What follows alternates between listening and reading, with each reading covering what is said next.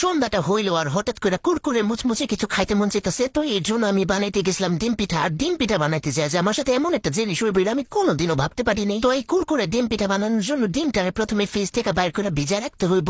এখন এই আন্ডাটারে ভাঙা নিতেছি, এমন ভাবে ভাঙতেছি মনে হইতেছে যেন আমার জীবনের সব সমস্যা একটা একটা করে ভেঙে চুরমার করে দিচ্ছি। এই দুইটা আন্ডার মধ্যে দিয়ে দিতেছি হাফ কাপ চিনি। সবাই দোয়া করে এই চিনির মতো মিষ্টি মধুর জীবন যেন আমার হয়। পরিমাণ মতো লবণও দিয়ে দিতেছি।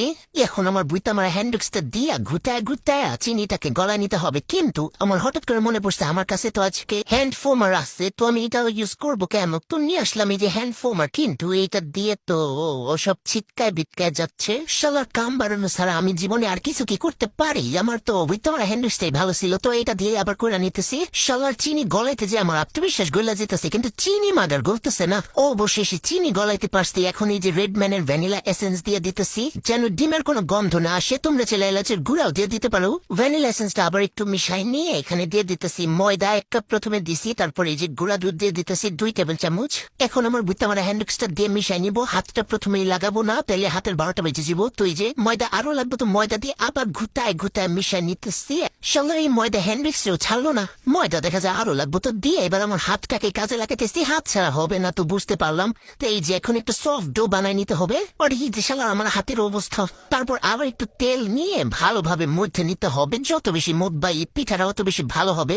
তো মতে মতে আমার হাতের 12টা বেজে গেছে। তো 10 মিনিট রেস্টে রাইখা দিয়ে এখন আমার ভাবিরে দিছি রুটি বেলা দিতে। ভাবিরে দিয়ে রুটি বেলায় নিয়ে আমার কাছে নিয়ে আইসি। এখন আমি ডিজাইন করবো। ডিজাইন করার জন্য এরকম একটা স্টিলের মগ দিয়ে ছোট ছোট রুটি কাটে নিতেছে। ও সুন্দর করে রুটিটা কেটে গেছে। এইবার দেখো কি সুন্দর পকি পিঠা বানাইতেছি। এরকম পিঠা তোমরা জীবনে পারবানি বানাইতে? এতটুক তো সব ঠিকই ছিল, কিন্তু কে জানে লাস্টে দিয়ে যে আমার লোক এরকম একটা অঘটন ঘটবো। কি অঘটনটা ঘটলো সেটা তো দেখতেই পারবা। আগে দেখানো আরেকটা ডিজাইন কেমনে বানাইতেছি ইউটিউব থেকে দেখা এই ডিজাইনটা শিক্ষা নিছি। এই যে এটারে পাখা কমো নাকি ফুল কমো বুঝতেছি না, যে একটা হইলেই হইলো।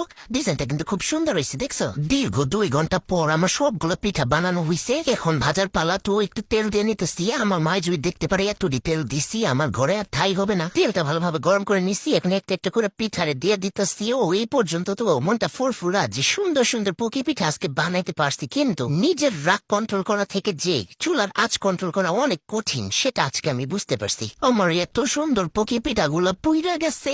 এই দুঃখ কষ্ট আমি কার কাছে কমু? এত কষ্ট কইরা 3 ঘন্টা লাগায় পিঠাগুলো বানাইলাম, এইগুলা নিয়ে পারলো আমার এমনি পুইরা ধোকা দিতে। এই ফুল পিঠাটারে অন্তত আমি ভালোভাবে ভাজতে চেয়েছিলাম, কিন্তু চুলার আঁচ আমি কন্ট্রোল করতে পারি নাই। এই ফুল পিঠাও আমার ধোকা দিছে। এই যে এই কয়েকটা পিঠা আমি ভালোভাবে ভাজতে পারছি। আচ্ছা জায়গায় একটু পড়লে পড়ছে, এখন খাইয়া দেখতে কেমন হয়েছে। এত কষ্ট করে বানাইছি, এটাকে পড়ে গেছে না বলে আমরা এইভাবে বলতে পারি যে স্মোকি ফ্লেভার ডিম পিঠা।